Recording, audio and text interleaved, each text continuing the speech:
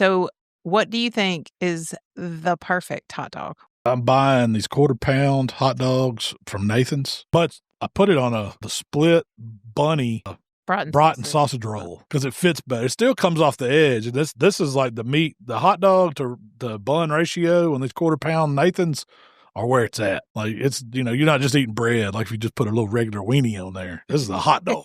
Smoked is probably my favorite way. Throw them on the smoker, like at 250. Takes them about 30, 40 minutes till they get, they get a nice little snappiness on the outside.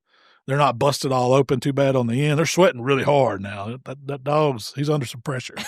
On the bun, maybe a light layer of blue plate on the bottom of the bun, and then the dog, and then I'm a mustard and relish, a little bit of onion diced up, almost minced, and that's really all I want on mine.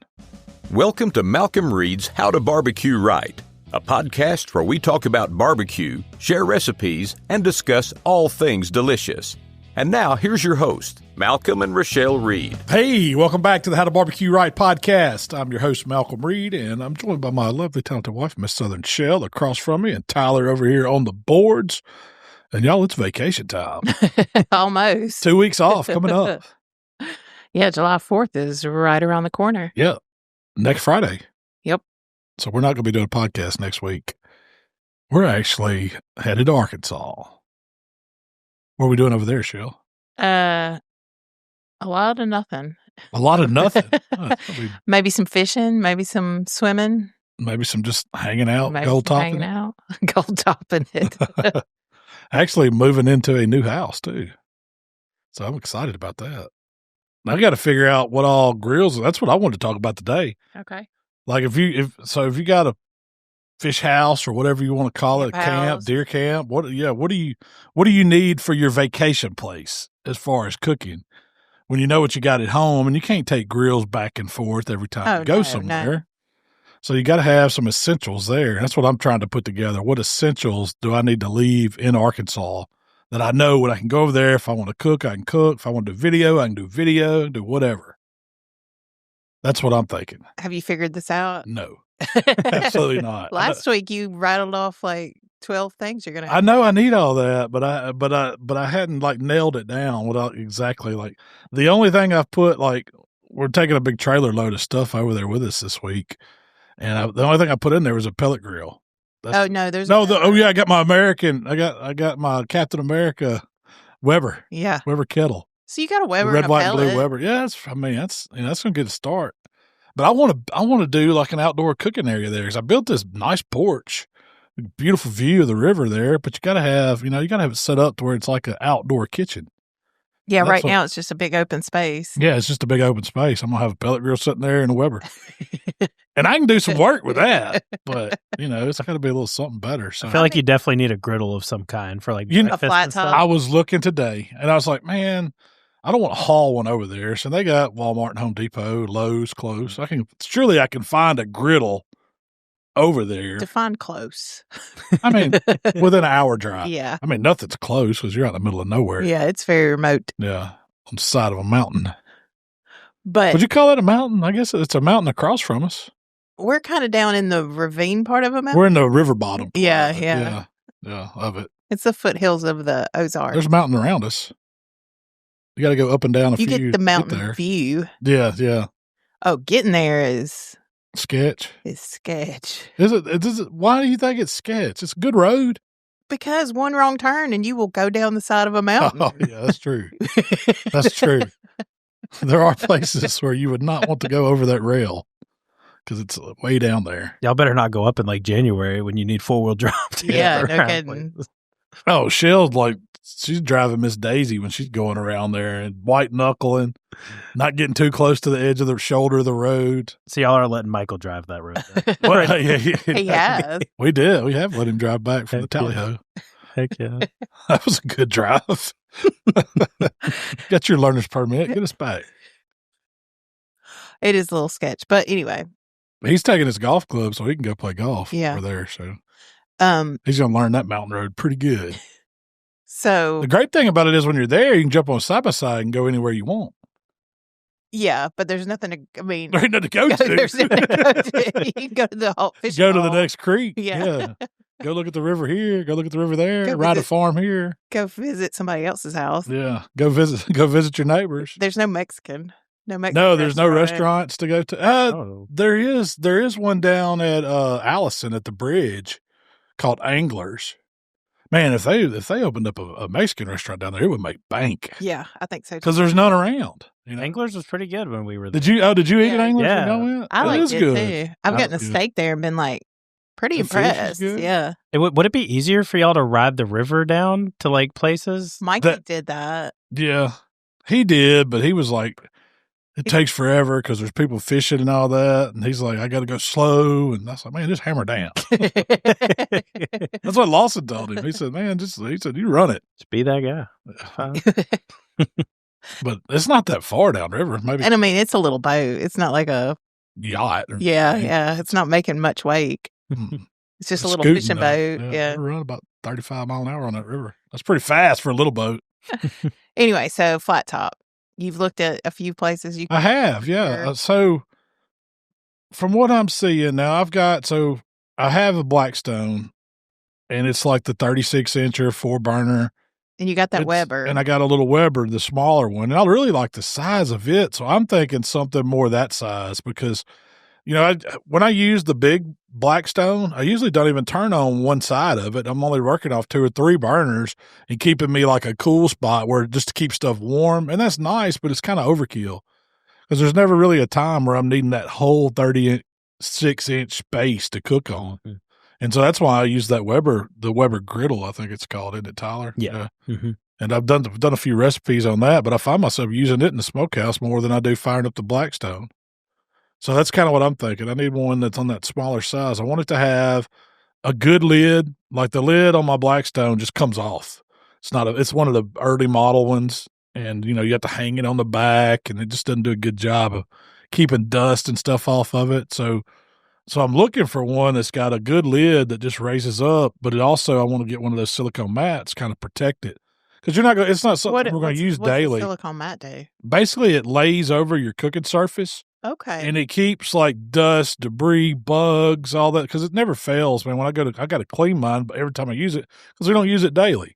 I mean, we might go a month or two and not use it. So it's just sitting there. And I do have a cover for it, but it's still stuff gets up under it. And it's always like you got to get the surface back right before you cook on it. So I'm thinking a smaller one with a good lid, that latex mat, and you probably don't even need the cover at that point. If you got that, it's protected it enough. And you just take that off before you cook.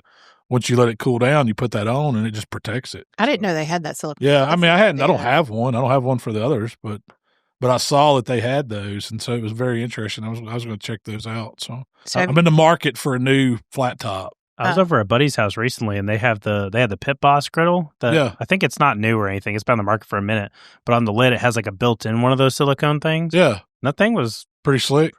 What brand was that? It's Pit Boss. Pit Boss. Not 100%. I think Griddle there's makes a one. lot of brands now. Yeah, Griddle makes one. I don't think it's still propane. I don't think it's pellet. So I was going to ask, do they make any that run off pellets?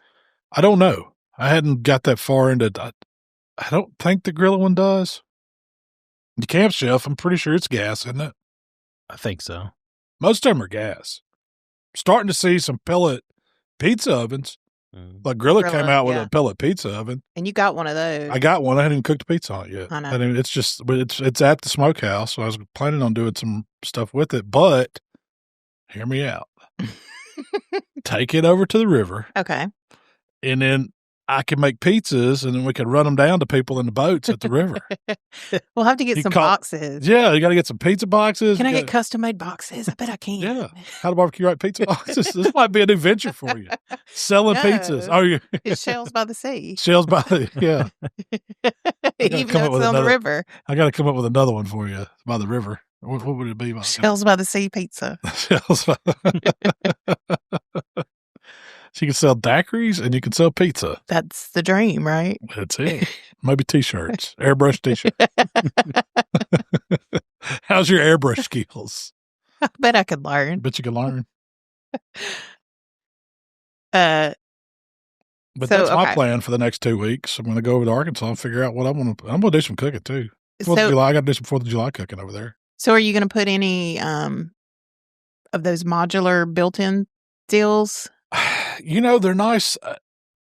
I love them. Yeah, I want a nice bar to sit at because, I mean, that's when I hang out outside, man, I love to have the bar to hang out at. So you can have everybody sitting on one side. There's plenty of room on the back side for working, cooking, whatever. But it's a hangout spot, So I hadn't found a modular one of those that I really like. But the actual, like the cooks, the ones that are like storage, or it's like, like the grill. Let's talk about the grill. The one that I have at the Smokehouse. Their units fit together well. They do have a hand sink, which I don't even use the hand sink in the one at the home very much. It's very rare. I thought we'd use that a lot more. Yeah. And then the fridge, it's a. I am not a fan of those little outdoor refrigerators. Well, for one thing, they don't hold temperature really well. Yeah. They just, I guess unless you they make some super expensive ones that are made for outdoor use. I just don't think these are really the heat and the humidity on them. It doesn't let them get cool as they need to get. And it doesn't work that good. I've noticed that when I put stuff in it, it's just not as cold as I like it. So I end up icing stuff down anyway. Me too. I either find that they're too warm and then I crank it up just a touch and then they get frozen, And maybe it's our temperature. Maybe it's our climate. I don't know.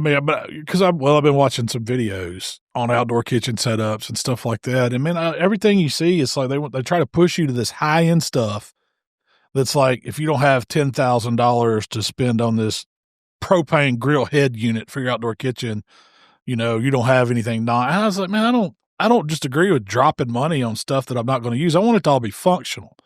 So I don't need like the warming drawers and, all this stainless, expensive propane grills that have rotisseries. I just don't use that stuff. I use common stuff. Like I want a pellet grill.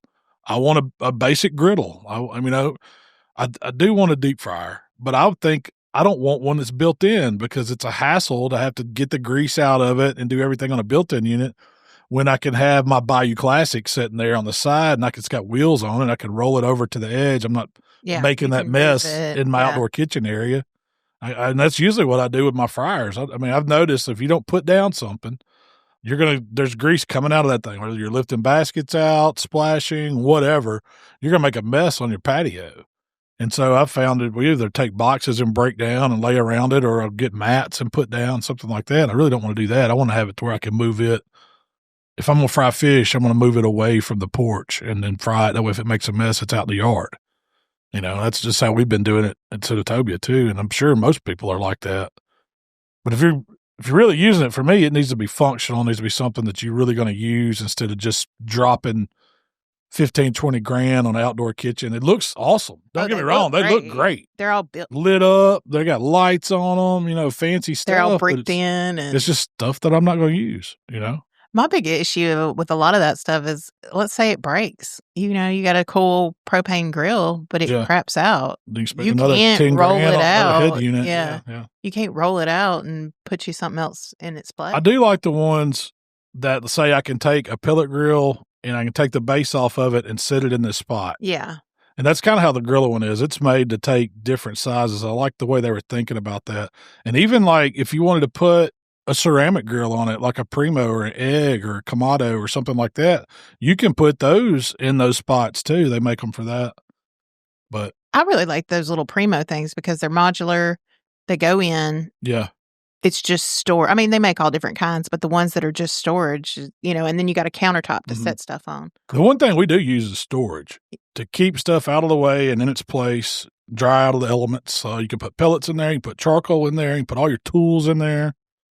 And we use that a lot. So I don't think you can have enough storage. And so that's more what I'm leaning for, something with drawers, something with doors that swing to protect everything. It makes it look neat and clean. And, it don't have to be the most expensive as long as it's durable. That was my main concern. What kind of top it has on it. Like if I set my grates on it that are hot and nasty, is it clean up easy? Is it going to scar it up? Is it, I want it to be durable. And so that's kind of what I'm looking for. And then I still want it to look good, but it don't have to be like the most high-end outdoor look. Yeah. That's not what I'm going for. That high-end outdoor look isn't really our vibe. Yeah, because I've been looking at some of them. There's some people are spending $100,000 on outdoor kitchen setup. I was just like, man, I wouldn't use that $20,000 pizza oven that they put in the corner. Is it cool? Yeah, but how often are you going to cook pizza on that? Give me one of the little small ones that if I go set it in the garage out of the way, I can do that. They don't have to stay out there the whole time. My big thing is I just don't want. You need storage. I don't like it when it's just a bunch of bags of charcoal and bags of pellets and racks just laying on the patio. It looks bad, Exactly. So I like to have a little storage for you. Right. That's what I'm going for, and a cool bar. Now, I will spend some money getting a bar built because, that's going to be custom to build the one to the size that I need. I hadn't found one. If anybody knows of any that are like custom good hangout bars that would fit, let me know, because that would be, an easier way to buy something prefabbed other than having to hire a contractor and build it. I don't know how to build something like that. That's not your skill set. Not my skill set. I can cook on it, but I don't know how to build it. Well, Jamie built the ones we had at the house. Yeah, the one we have at the house, and he did a great job with those. But they're pretty basic. It's just, but see, the thing with those is it's open on the backs. Yeah, there's no door. Yeah, there's no cabinets, there's no drawers, there's no doors. It's just all open, so it attracts. You cut your grass and use a blower, everything blows up under it. So you're constantly having to clean that stuff out. And right now, mine looks like crap. It's all junked up. Hadn't been cleaned in a minute. I need to get out there and spend some time on it. Dirt daubers got dirt. Yeah, if you don't keep it sprayed with bifin, you're going to have dirt daubers and wasp nest all in it. Spiders. The outdoor kitchen's kind of a complicated, and it is. Because they're not cheap for one. You're going to spend some money on it, but if you use it a lot, it's definitely worth it because I love having that outside area. Oh, because we end up hanging out like at the smokehouse. We're down there. We'll hang out in that little area more than we do inside. Yeah, it's just a good hangout spot. That's the best hangout spot we have. It is, yeah, because it's screened in. Now the Arkansas one's not screened in, but luckily the mosquitoes aren't as bad there as they are at home. I don't know about the flies. I haven't done much cooking there, so we'll see. So are you? I may be screening that whole thing. Adding some screens. No, it's too pretty. Yeah. Are you gonna get a smoker? Yes. I don't know what yet though. Maybe it's be a drum because I don't need a monster I don't. And if I wanted to take it out, I could just pull one over there when I went. So it's not I don't need a big custom smoker out back. That's one thing I started with pellet grills. I can cook a lot of stuff on a pellet grill, but I probably will take a drum or something like that and have it over there so I can, do some smoking. And I love to rough stuff off drums anyway. Yeah. So that's probably my favorite.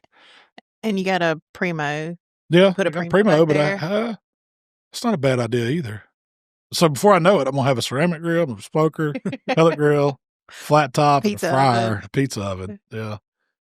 See, I got to have some counters for all that stuff. You can't just, I gotta put some thought into it.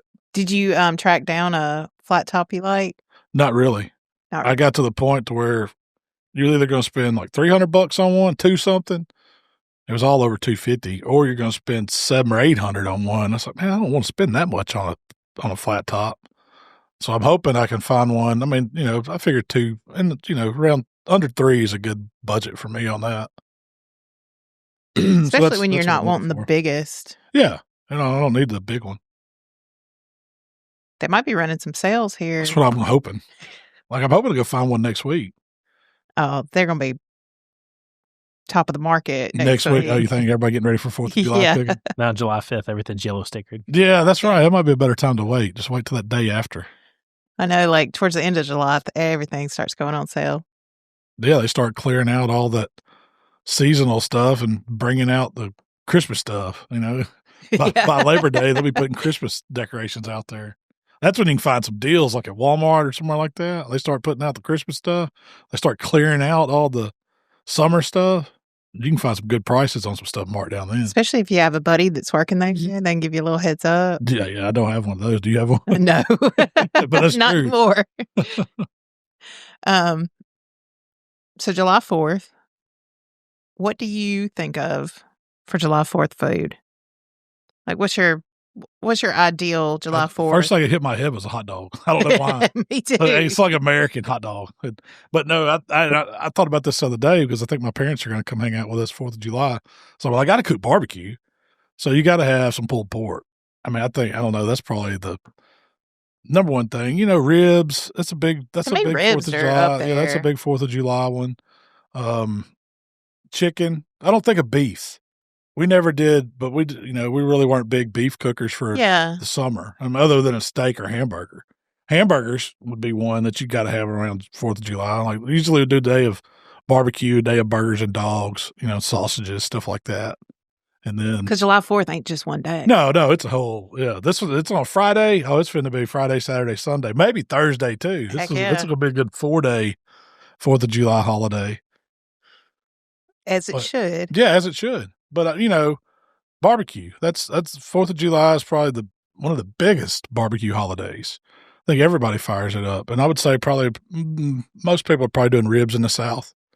And I'm not saying I'm not going to cook any ribs, but I'm definitely going to cook some pulled pork. Because you take it in nacho machine to Arkansas. We have river nacho. I bought a nacho machine and a hot dog machine. You can sell hot dogs on the river too. Shells by the Sea just expanded. Yeah, it did. Pizzas and dogs. And nachos. When you've been out on the river all day, a pizza and a hot dog. Oh, yeah. Normally I get a cooler sandwich, which nothing's wrong with a cooler sandwich. I love cooler sandwiches. Yeah. Something happens to a sandwich in a cooler. The cheese just gets together with the meat and all of it. Put a little blue plate on it. It's a cooler sandwich. It could be turkey, ham, or bologna. Have you ever thought that? I love them. Yeah. When a sandwich just sits, I don't know if it gets hot and cold and hot and cold. I don't know. This reminds me of summertime or fishing. That's what we always took them. We would take a cooler fishing and have some sandwiches in it, some cold drinks, and you have another dry bag with your chips, and you're good to go. I like taking that cooler sandwich after it's been in there. Like you bake it that morning, throw it in the cooler. It rides around the boat or wherever you're at the back of the side by side until lunchtime. And you open it up and you put you some Doritos in it or some plain Lay's and then close it back, get that crunch factor on that cooler sandwich. Now you eat. I'm a big fan of that. That's I like summertime. the Fritos, regular old Fritos on a sandwich, on a ham sandwich. They make good fire starters too. Did you know that? No, yeah. Fritos. Yeah, they're greasy as they can be. Start a fire with one. It's a good kindling. It's like you don't need tumbleweed. You don't need tumbleweeds. You got a bag of Fritos. So do you think a hot dog is a sandwich? No, it's a sausage. Form of a sausage. Sausage is not a sandwich, even though you eat it on a bun. Now, you can make a hot dog a sandwich, but you got to split them up. You got to open them up, and then it takes 2 dogs to make a hot dog sandwich. 2 butterfly dogs to make a hot dog sandwich. I've had many hot dog sandwiches. That's a perfect on white bread. That's good for a griddle. Yeah, it is. It really is. So, what do you think is the perfect hot dog? What are you writing down? I had an idea for a TikTok. Hot dog sandwich? Kind of. What do I think is the perfect hot dog? Yeah. You got to tell me. Okay, here's the what you're starting with, how you're cooking it, and what you're topping it with. I'm buying these 1/4 pound hot dogs from Nathan's.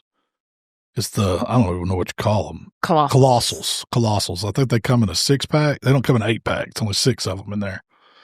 But I put it on the split bunny broughton sausage roll. Yeah. Because it fits better. It still comes off the edge. And this is like the meat, the hot dog to the bun ratio, and these 1/4 pound Nathan's are where it's at.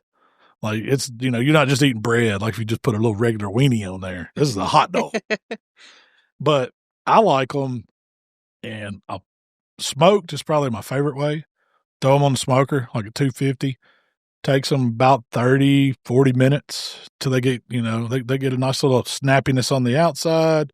They're not busted all open too bad on the end. They're sweating really hard now. That dog's, he's under some pressure. But, you want a hot dog. I guess you wanted 165 internal. I've never attempted a hot dog. I'm assuming it's fully cooked. Like you could eat that. You could raw dog it if you wanted to right out the pack. I'm not a fan of it, but I have seen people do it. I've tried it. Yeah, I'm not a fan of it, but I prefer them to be a little warm. But you're probably supposed to take them at least to 145. But I would say probably ground meat. It's not raw. I don't know. That's a good question. Put that out there. Eat it raw. What temp is it safe to eat a hot dog? Do you have to cook hot dogs to just 140? At that point, I don't think you can go. I mean, it's a hot dog. It's a hot dog. It's been cured. It says hot dogs should be cooked to an internal temperature of 160. Okay, so I wasn't far off. So you're not supposed to eat them straight out the pack? I guess not. I don't know. I did when I was a kid. I see many people do it. What's the difference between like that and bologna, though? I don't know. That's what I'm saying. What does it say you're supposed to cook bologna to? Maybe. I would think a hot dog has so much preservatives, nitrates, salts, all that stuff in there. That whatever it is probably not going to kill you. But I don't know. Hot dogs and bologna, while both processed meats, differ primarily in their shape. That's all it says. Casing and intended use. Yeah. So nothing. So you can eat them out the package. I'm gonna say go ahead and heat it up. All right. So you've smoked this dog. Smoked this dog on the bun. Maybe a light layer of blue plate on the bottom of the bun, and then the dog, and then I'm a mustard and relish, a little bit of onion diced up, almost minced, and that's really all I want on mine. I'm easy. Sweet relish, dill relish. Sweet. Yeah. I mean, I'm not mad at dill relish, but that's just like my preferred way to eat a dog. Like if I'm going to make myself one, that's how I'm going to do it. And you got me on the blue plate. I used to just do mustard with that little light layer of mayonnaise on the bottom. Now, I don't squeeze mayonnaise all over the top of it. I'll just take And there's nothing wrong with that if you do. Well, weird. But delicious. Do you eat mayo on a dog? I've been hounding over the hot and spicy mayo all over, like on the hot dog. It's so good. Really? I haven't tried it on a dog. Everybody makes burger sauce. How come we don't make a hot dog sauce? Could have all the elements of the stuff in there. You got your sweet relish. You got it all in there. Ketchup, and it's just one mustard. Hot dog sauce. I'm putting that down on my thing to try too. This is my hot dog sauce. That's a good pickup line. Dog sauce. But yeah, that's probably my preferred way to do it. Now, second would be flat top. Slow roll some dogs because they kind of get blistered up on the outside. It does really, really well. And it's kind of like the old rollers that you would see. Hot dog rollers. I'm not I've ate many a boiled hot dog. I'm not super fan of them. I mean, it's just not my preferred way to cook them. That's how my mom always did them. They'd have a pot of water going, put that pack of dogs in there and bring it to simmer and turn it off. And it makes the nastiest looking little hot dog water you've ever seen. And then you get that dog out and they get your bun all wet. It's just. Oh, yeah. You got to shake him. Lucky y'all. My mom would put it on Kraft mac and cheese and with ketchup on the top. Oh, that was like you had hot dogs. Weenie mac and cheese. Mm-hmm. I've heard we had beanie weenies, but we never had weenie mac and cheese. I think it's I had Kraut and weenies a lot. It's like a northern thing because a lot of my family does it. So is there a bun involved? No. Oh, okay. You just make your thing of Kraft mac and cheese, cut up. I want to say red ones. Yeah, no, just like regular, like a Kroger brand hot dog or whatever. Boil them. Boil your mac and cheese, make your little Kraft mac and cheese, you cut it up into little circles, mix it all up, and then top it with. What if you could boil the dogs cut up in there with the noodles? Yeah, I mean, when we do chili dogs, I just throw the dogs into the chili. Yeah. And let them hang out for 45 minutes, an hour. Yeah. And that's essentially boiling them. Yeah, I guess so, kind of. That ain't my favorite way to do it. You do like to do that. That's not like. Well, it's usually. I hate to dig off in my chili. You have to tong around in it. Ends up breaking, and you got pieces of the dog off in there. He's like, try to find you 2 halves to put on a bun. 30 degrees outside. I'm not going to go grill you a dog. Have you ever had them deep fried? Mm-mm. I would try it. They're pretty good. We used to do that at Sonic. We make because they just put them in a pot. It was like a steamer pot, and when they cooked in there, you just got them out. They were, So I was like, let's throw it in that fryer. So we took them foot-long dogs and put them in the basket. You set a basket on top of a basket, but it leaves enough gap to cook the dogs in there. Because we were cooking corn dogs in there, so why not just fry this hot dog? Man, it was good. Did you put it on a bun? Yeah, a coney, foot-long cheese coney. But it just, you fried the dog, so it kind of does like the smoker does. It gets the outside crispy with the inside still, still hot dog, but the outside just has a little bit different texture. Did you ever batter one? No, we didn't have a batter. Actually, we could have made batter because we battered the onion rings, but it was like a dry batter. Wasn't like a pancakey, cornbready batter like for a corn dog. I didn't think about that, but I probably could have done it. Because the trick to their onion rings at Sonic, it was a 2-step process. You took these big 50-pound bags of onions, you had to peel them, and you had to put them in this, onion ring slicer machine, wring them all out. And like we had these food grade, like 33-gallon, it looked like a big white clear trash can, but it was food grade. So you'd wring out 50 pounds of onions in those. And then you had these big food tubs, and you'd put water, but the soak in the onions before you batter them makes a big difference in an onion ring if you've never made homemade onion rings. We just talked about this with French fries, too. Yeah, same. I never thought about that, but you're right. Same principle. You're soaking it, and I don't know if it's getting something out of the onion, whatever it's doing to it, or making it crispier. But you do that, and then you would flour them, and you'd set them on these big trays. So once you pulled them out of the water, did y'all dry them? Or did it come straight out of the water? You just kind of wring them out. That's your wet hand, and you throw them over in the flour, and you flour a whole tray of them and let them sit to the side. And by the time you got all that whole thing floured, it was time to start the next process, and we'd take a big tub and the ice cream mix, the ice cream milk mix that they would dump in the machine to make soft serve, you put a whole bag of that in one of those food grade totes. And then you took that floured ring and you put them in that and submerged them in that ice cream milk. That's what gives Sonic's onion rings. I don't know if I'm supposed to be telling this or not. I don't have any kind of. You don't have an NDA. Yeah, I don't have an NDA with Sonic. But they used the ice cream milk, and that's what gave them their sweetness. That's why I don't like Sonic's onion rings. I thought they're pretty good. Well, then you do that and you put them in cornmeal and you let them dry again. Then they have to go in the walk-in and set for several hours, and then they're ready to fry.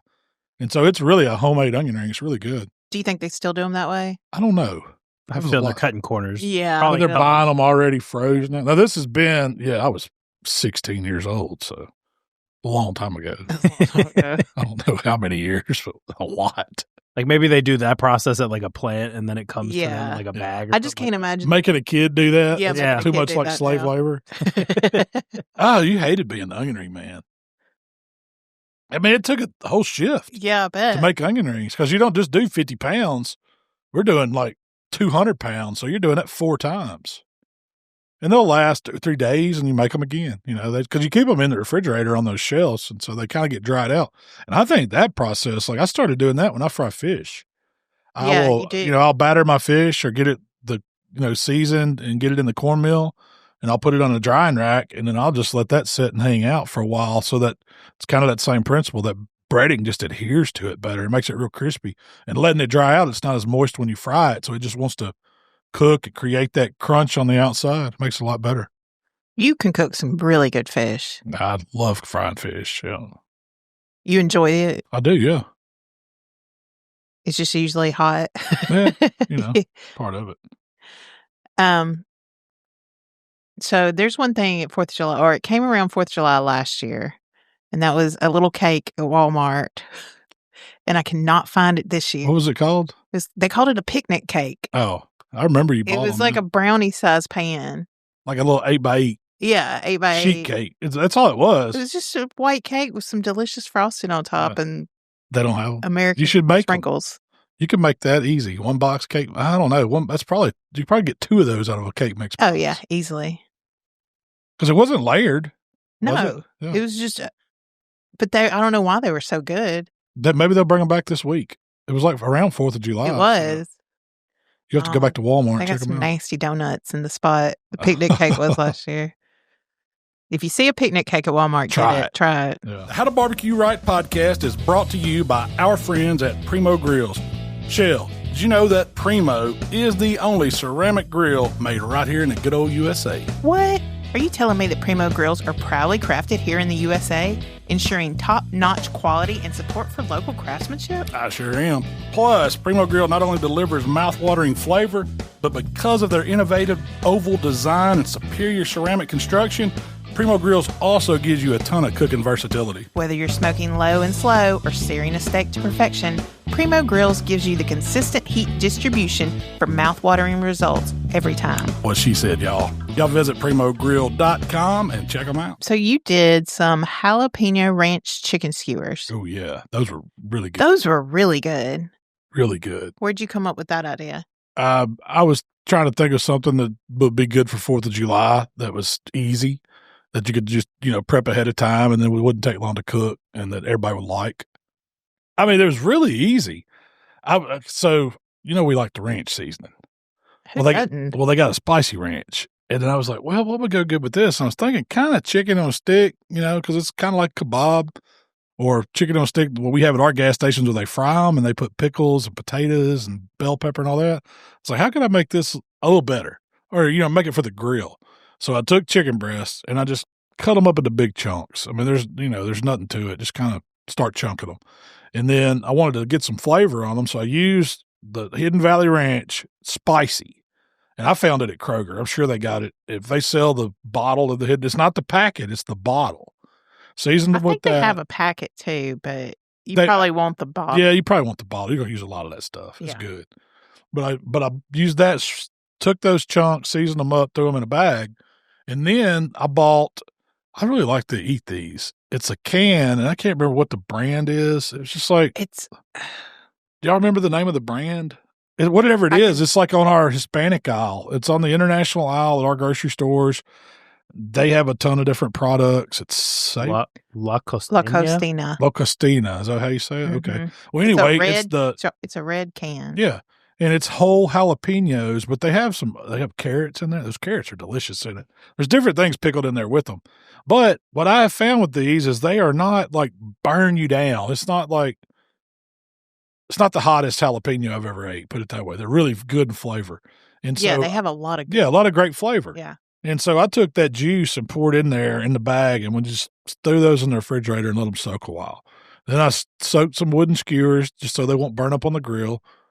Took those chicken chunks out of the brine and then kind of doubled them up and fed them on that skewer. And then every so often I'd put a whole jalapeno in between a piece of chicken, just kind of space it out. A pickle. Yeah, they're pickled jalapenos. Yeah, the pickled. Right out of the can. Whole out of the can. Not the slices, not the halves, the whole ones.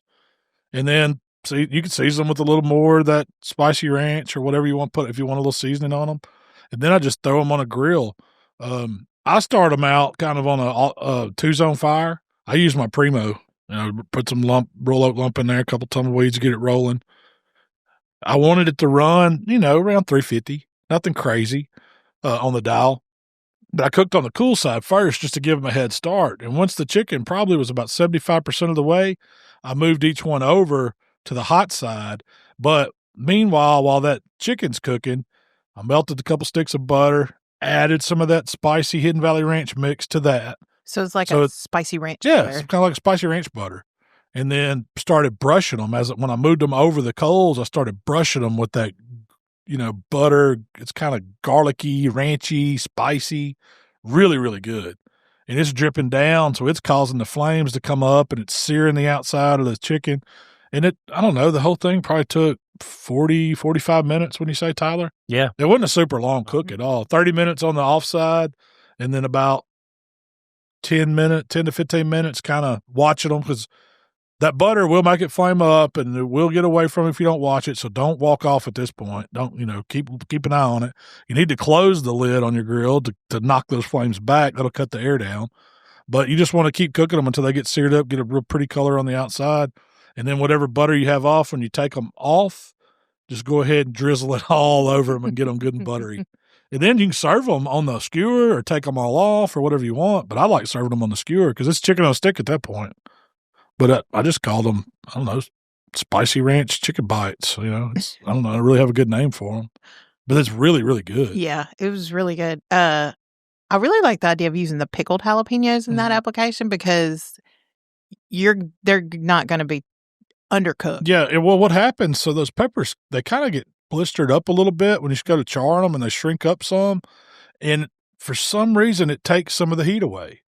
And so they're not spicy at all. It's just flavor. It kind of reminded me of, if you've ever had those shishito peppers, they'll do it like at Asian restaurants that are cooked in the sauce. They kind of take on a texture like that. The flavor's really good. And they soak up that juice. They soak up that buttery juice. Explain it. Like when you take a bite of it, you almost feel it like explode with like ranchy goodness. Yeah. It's so good. And you don't need a sauce or anything with them. Like you don't need a dipping sauce. They're ready to go like that. And cooking that breast like that. Oh, yeah. The breast stay juicy. Yeah, the breast stay. Now, a lot of that had to do with soaking it, too. So, that kind of helps it stay juicy. And not overcooking not overcooking it. I didn't really temp them, man. I was going by looks. I mean, you want to take them off when they're about 160. little carry over a little bit to 165. But I mean, I didn't worry about temping them really. I mean, I knew they were going to be pretty good. I mean, it's chunks, so it cooks faster. It's not like cooking just a big giant breast on there. I made this exact recipe. The only difference is I could not find the spicy ranch bottle, so I did the regular one on it, and it was still. You could just add cayenne. Yeah, well, that's kind of what I figured, but it was also like a kid thing, like when the kids eat it. Did you use the jalapenos? Yeah, so I still use the jalapenos for the kids. I just made them like one skewer with just the chicken on it or whatever, and still basted it with the butter and stuff. The only I served it on rice with, and I made Alonzo's homemade pico de gallo recipe for the tacos. I bet that was really good. So good. So you could without jalapeno, you could use pickle. Yeah. You could put even like a little, those little mini whole deals that's about the size of jalapeno. Those would be really good skewered on there and grilled. Mm-hmm. Did the kids like it? Yeah, kids loved them. Like really, really, they love rice and they love cheesy chicken and rice. We go to the Mexican restaurants. That's their kind of did that for them at home. So. Tyler's kids will eat some meat. Like they like it. Yeah. They're really not picky kids. Like I get onto them every now and then. We're at a restaurant and they like, I don't want to try that. But like, especially my middle child, like he will try anything one time. And for being 4 years old, it's kind of impressive, So they'll change. I promise you. Michael used to try anything too. We convince him to try anything now. Not so much. So I've been working on my mushroom recipe. Steakhouse style mushrooms. Steakhouse what style I call mushroom. them. And we do those a lot, and we've always done them, which I've talked to you about this. We've always done them where you put the mushrooms in the pan, add your butter, add your Worcestershire, you might add soy. Everybody has a different method. Mm-hmm. Maybe some garlic. You like adding shallots, whatever. Or seasoning. Seasoning, and just let them simmer.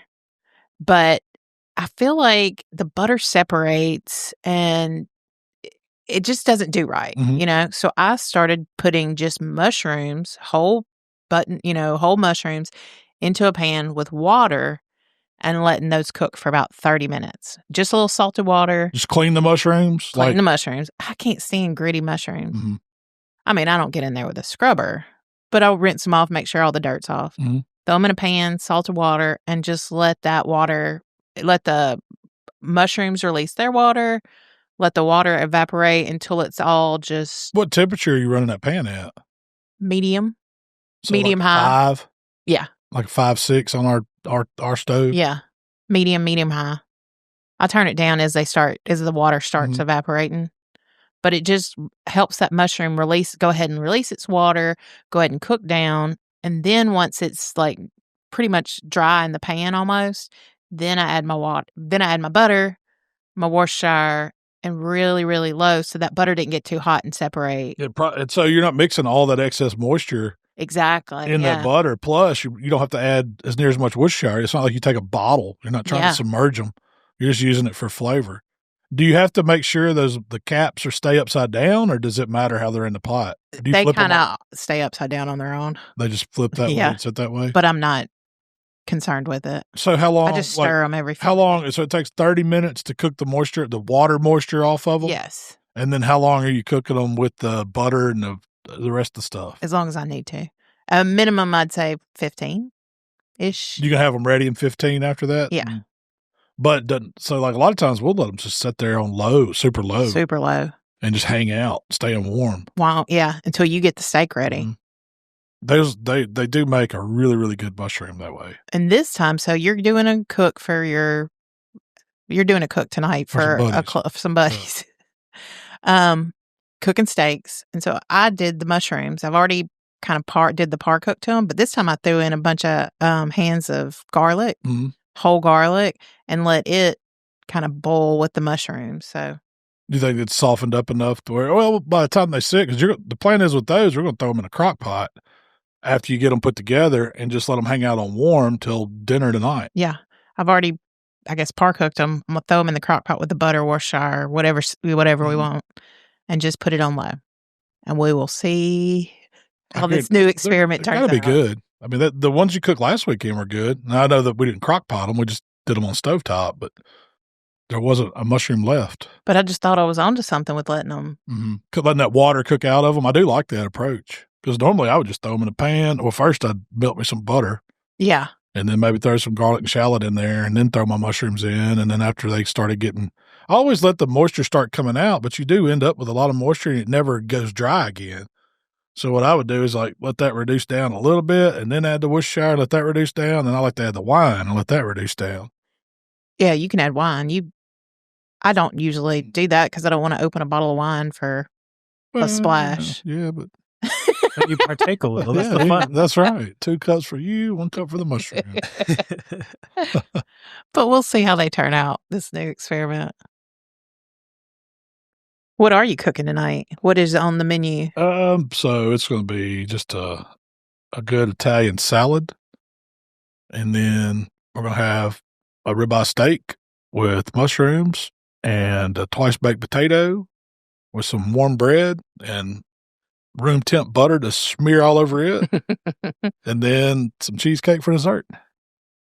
Just a regular Tuesday dinner. Does that sound good?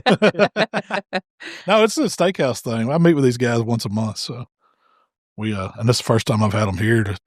Actually, I think we cooked a steak dinner for them years ago. It's been a minute though. Yeah, that's been a while ago. So I think it's 15, 16 steaks. So it'll be a bunch of steaks on a grill. So I got a couple of questions / ideas from the community. Oh. Brian, he had some leftover pulled pork. So he used them to make like this taquito-ish type thing. He took refried beans, pulled pork, a handful of cheese, some salsa, sour cream, and wrapped it up. Made like a tortilla? Yeah. Like a corn tortilla or flour tortilla? It looked flour. Yeah. But it wasn't like a burrito, you know. It was more like a very large taquito. Yeah.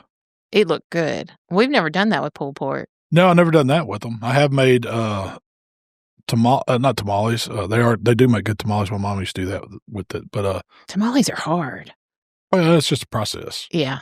But I've done enchiladas, pulled pork enchiladas with the corn shells. And you put sauce all over them. They're really, really good. And I've done barbecue quesadillas, which I think it's all kind of the same until how you wrap it up. You know what I mean? Yeah, it kind of like the way you're talking about. To me, it sounds like almost like a chimichanga or a enchilada with the flour shell. But he had beans too. He put beans. The beans in it too. Yeah. So it's just not folded on the ends like a burrito. Yes. It's open on the ends. And it's not quite as big as a burrito. So when I ordered the special chimichangas from La Siesta, that's the way they come. Oh, really? Yeah. It's just, and they give you like one's beef, one's chicken, one's shrimp, and it's just a flour tortilla rolled around that. Usually it's got some vegetables. It doesn't have the beans in it, but it does have some others, like some vegetable in it, like some cooked down fajita vegetables, basically, like tomatoes and onions and bell pepper. But it's all wrapped up, and then I don't know if they deep fry those or if they just do them on a flat top and then they smother it in sauce. And more cheese. Which is like white cheese. Yeah. Hey, I don't know if they got cheese. They don't have cheese in the middle of them. Did he put cheese in the middle of that one? Was cheese in the wrap or on top? In the wrap. It can't be bad. No. It can't be bad. I did, and I hadn't. You saw this too.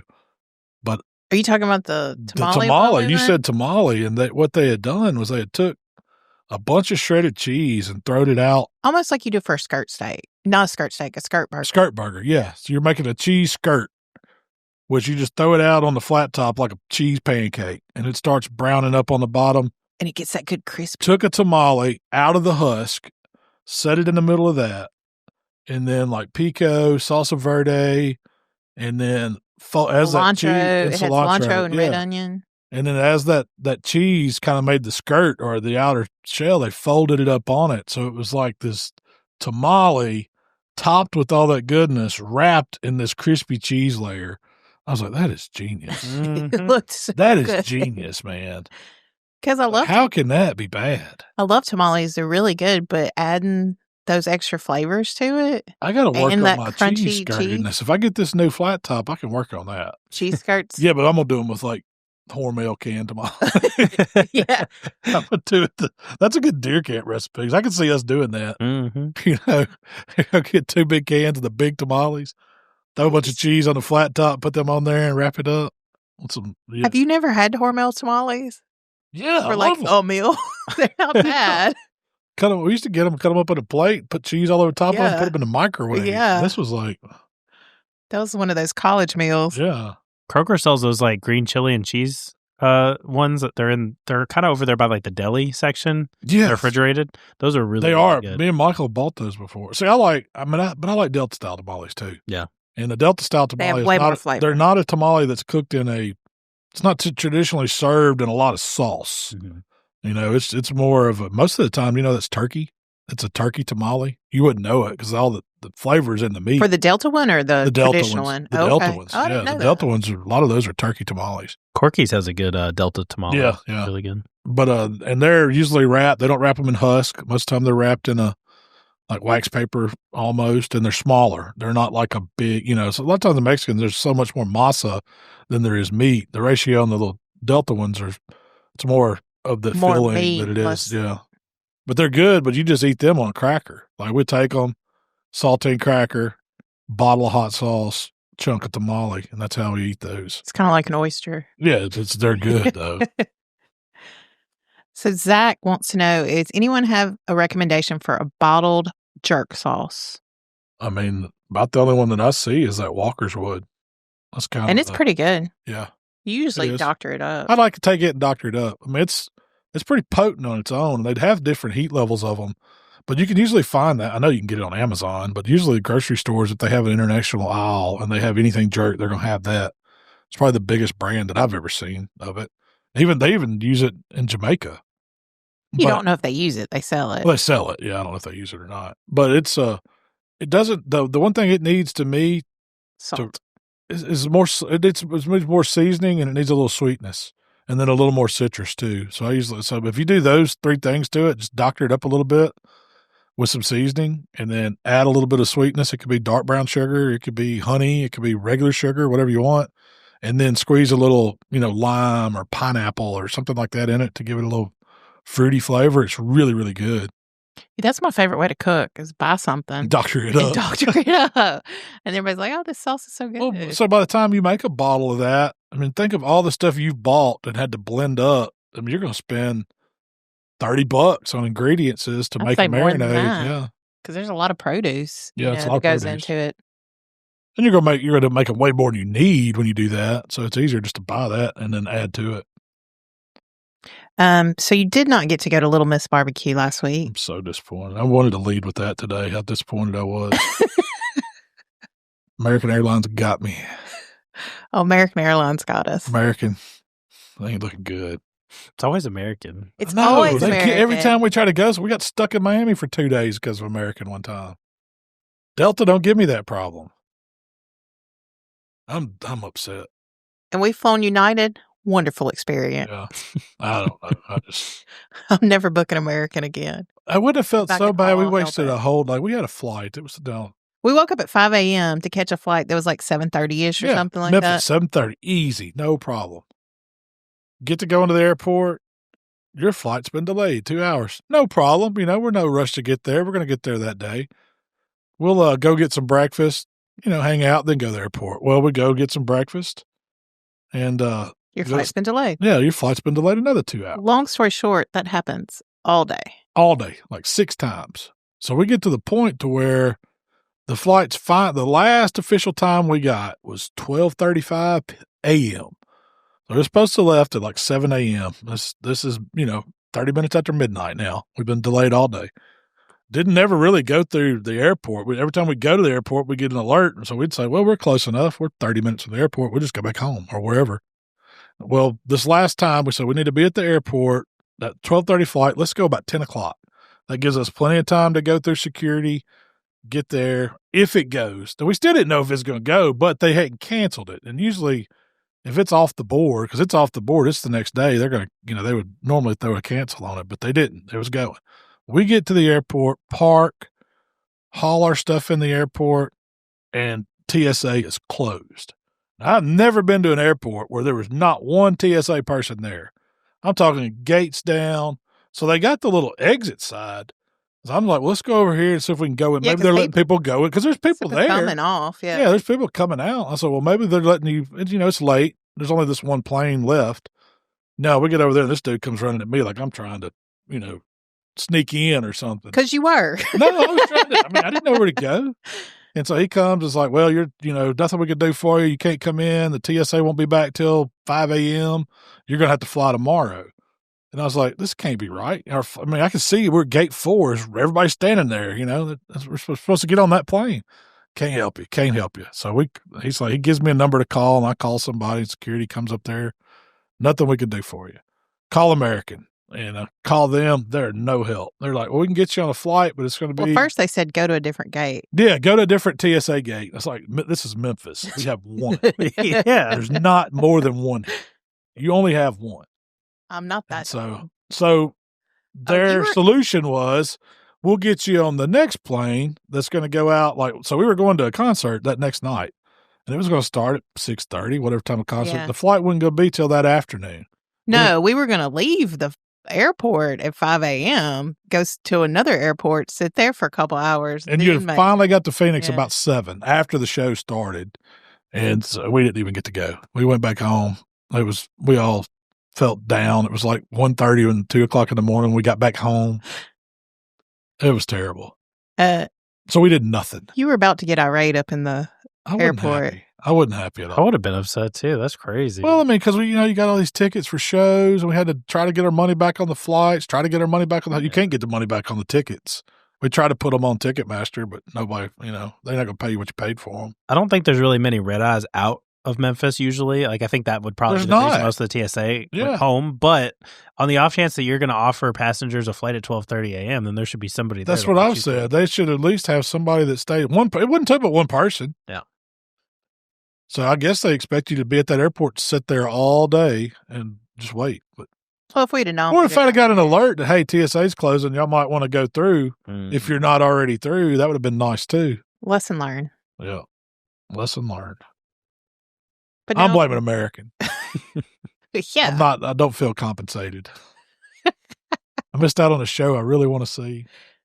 No. If anybody's seen that show, y'all let us know. No Arizona barbecue. No Little Miss BBQ. I'm upset about that. I've been hyping myself up for that. No Dave's Hot Chicken. Oh, we were going to try to hit up Del Taco. Yeah, I know. We were planning on going to Del Taco. We had big plans for that weekend. But what did we do? Oh, we went and ate sushi. It's pretty good. We did go eat. It was supposed to be the best sushi in Memphis. It was Pacific Rim. Sakasui Pacific Rim. It was pretty good. Yeah, it was good. I'm not gonna lie, it was good.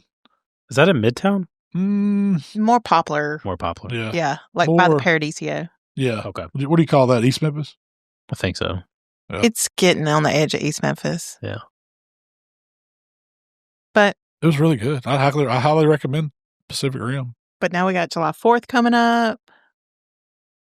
Yep. Got a little vacation. Going to the mountains. So, what are your plans for July 4th, Tyler? Honestly, I don't know. My son's birthday is the day before, so we'll definitely do something for that. He wants crab legs, so probably. Is this the 4-year-old? Yeah, no. He's turned 7. Okay. He loves seafood. I'm on a pellet grill. You can't go wrong with them, man. Because we're inviting a couple people over, I'm assuming I'm probably going to have to do some smoked and some boiled just for room's sake, Yeah. You can go through some crab now. Oh, yeah. But, so we're going to do that probably on the 3rd. 4th, I don't really know. We don't really have, every year for the last, 5 years, we've gone to the beach because her family lives down there. And this is the first year we haven't because her sister's in the process of moving and stuff. So we're probably just going to try to find some local fireworks shows. I'm sure. I hadn't seen the schedule, but I'm sure there's everybody shooting them. Mm-hmm. I think I might try to go to Collierville's. I've heard Collierville's has a really good one. So get you some dogs. Mm-hmm. Hot dogs, and I don't know. Maybe I haven't cooked ribs in a while either. So playing with the idea of cooking a couple racks. So, but yeah. Well, ribs has sounded better to me the more y'all keep bringing it up. Well, you just cooked them for. Yeah. I guess that was Memorial Day, wasn't it? Yeah. Yeah, that's the last time I cooked some. For eating ribs. Yeah. Man, they were good too. They were really good. I've gotten the salsa. Man, Costco had some good looking ribs the other day too. I should have bought a pack. Oh yeah, we went to Costco. We did. Yeah, we went to Arizona. I love Costco. That's a great place to go, except tours. Did y'all see, when I was there a few weeks ago, they had this little prefab bar that you could buy. When y'all were talking about outdoor kitchens, it made me think of this. So it's a whole outdoor, area with a gazebo covered. And I did see that. Yeah, that's pretty cool. I was like this close, man. I was like, I don't need it. But it looks so. I didn't cool. see it. It was right. It was in up there with where their outdoor furniture and pool stuff was. Man, you could buy the full blow up slides at Costco. Did you see those? We got one. Oh, do y'all have one? Like, it's huge, man. It's like 2 stories. My kids love it. It was like probably one of the better. The problem is I'm sure it's not gonna last more than the summer, but it was like $279. You get your money. Use it every day. Send them out of the house. I get some peace and quiet. No injuries on it yet? No injuries. The only pain is that they come in and the entire house is like caked in mud because they run through the house and off. But you need a little kiddie pool to where they have to get in that and rinse off before they come in. Sanitizing station.